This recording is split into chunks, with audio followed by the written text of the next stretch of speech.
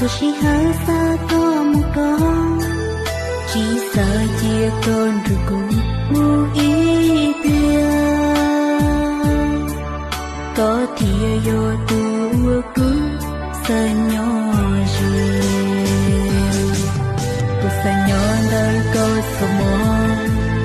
Tôi chỉ hở xa mua có sự, chỉ sợ chia con rồi cũng ngu ý bia.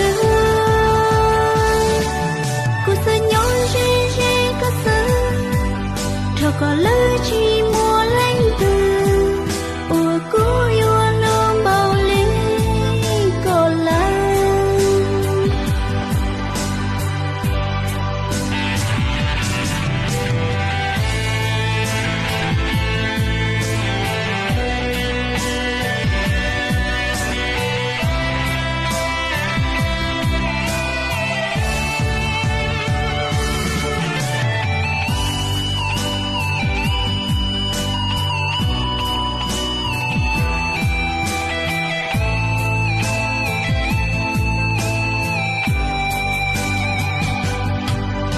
Sa nhon đời có sương đĩa, cứ phố mua sa mua con gió, sa bừng đôi có ý ra ta mua ly.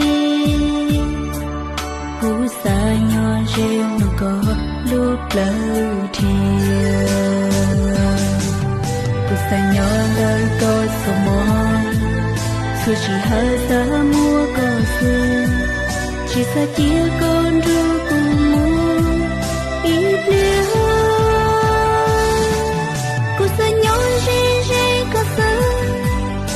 Có lỡ chỉ mua lạnh từ ủa cố yêu lông bao lý có lắm.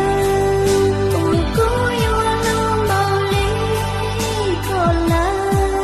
Cô phần nhon đời có ý ra, rồi chỉ hở xa có một con, chỉ sợ chia con rồi cũng ngu ý bia.